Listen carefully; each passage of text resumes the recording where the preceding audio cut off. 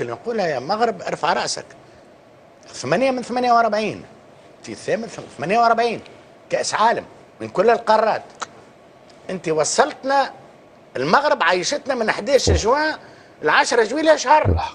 فمنتخبات خرجت بعد اسبوع و10 ايام. المغرب عايشنا. المغرب عايش البلاتوات العربيه. شكون اللي عايشنا؟ مصر ثم المغرب. والمغرب بين قوسين برشا ناس ربما يتخلط. المغرب لو تجاوزت مرحله بعد مصر. مرحله بعد مصر. ثم النهائي. ثم النهائي. مصر في الدور السادس عشر. الربع. عندنا قسوه. الربع. احنا عندنا قسوه على المغرب. عندنا قسوه مش مبرره. شنو هي القسوه اللي عندنا على المغرب؟ وين المره الاخرى في النصف النهائي لازم يجيك ترفع وتهز الكاس وتروح. يلعب وحدك معناها. ما نراوش للمغرب. انا اقول لكل جواد كبوه. تبقى الجواد نتاع المغرب 5 مرات رقصنا وشيخنا. والجواد كان يدور واحنا نشتغل. واحنا نتغناو بالمغرب. عيب علينا اليوم نجيو نقولوا الجواد هذا هاو. لا عاد. وقت نوليو نظلموا. شكون اللي يظلم؟ اللي يستنى في الدوره. من العرب اللي ما نجحش. من العرب اللي ما نجحوش. هيك المغرب نتاعكم انت وصلت لها المغرب نتاعنا. ولهذا انا نقول انه المنتخب المغربي حقيقه شرفنا وعرفنا وقدم ما له. وما تقارنوش ب 22 قديش من منتخب يهز كاس العالم الدوره اللي بعد يخرج من الدوره الاولى. 98 فرنسا احسبهم الكل اللي هز كاس العالم وخرج من الدور الاول. كثير انك مره في الدور نصف النهائي ومره في الدور الربع النهائي. مش سهله. هذا يمثل المره هذه يستنوا فيك. ثم تلعب ضد شكون؟ تلعب ضد اقوى فريق في العالم. فريق الفرنسي. فريق الفرنسي ما عندوش ملاعبيه راه عنده صواريخ. عنده صواريخ تجري. انا نذكر مدرب تونسي. هاي نعطيها لكم. ايه شو اللي صاير؟ مدرب تونسي يلعب ضد جمال الامام. ايه لاعب التونسي. جو شد المدرب يلعب ضد جمال. شد الظهير الايمن نتاع الفريق قال له انت مش احسن جمال الامام. شغزر له في المحاضره قبل المقابله.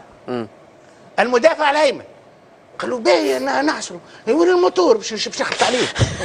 الرجل يزفه. لازم فيسبا. فيسبا قال اعطيني فيسبا باش نشده باش نشده. معناها نفس الشيء تبارك. تشد باركولا يجيك دوي. تشد دوي يجيك مبابي. تشد مبابي يجيك اسمه ديمبيلي. تشد ديمبيلي يجيك بولي. عاود وين معناها. لكن شوف فما حسره. جبد عليها جمال. حسره وين حسيتها. انا نخسر مصلحه في يدي. الشوط الاول فرنسا بونو 0-0. انا عنواني نتاع الشوط الاول كي كمل الشوط الاول. بونو فرنسا 0-0. بونو شد لك جمعيه كامله. شد لك 45 دقيقه. خلاك في المباراه. خلاك ضربه جزاء وكور وكذا. قلت بين الشوطين تو. لكن اللي لاحظته وانه فرنسا احترمت المغرب واعطتها قدرها وقيمتها ولا سيبتها.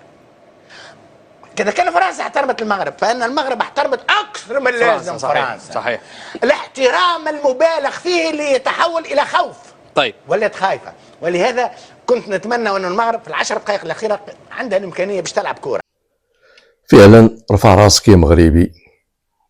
رفعتي السقف ديال الرقي ديال كره القدم ولماتي الصوره ديال افريقيا والعرب بطبيعه الحال بالانجازات ديالك.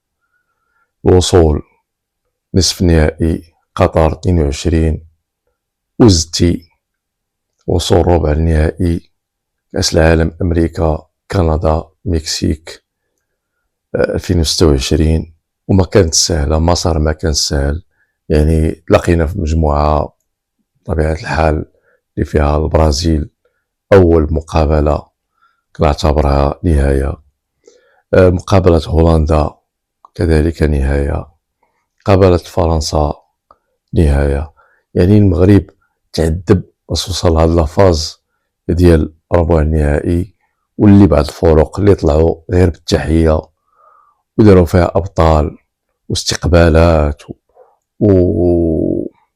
وبداو تيتقارنوا معنا على أنهم أفضل. بطبيعة الحال علاش جيتي نتوما هاد المنتخبات اللي حستونا علاش جيتو. راه جيتو باش تكونوا الأفضل منا ما جيتوش باش تكونوا بحالنا. الا كنتو غتكونوا بحالنا وتوصلوا للمستوى اللي وصلنا ليه راه بقيتو بلاصتكم. حنا راه كنا طامعين الكاس، كنا بغينا نديو الكاس.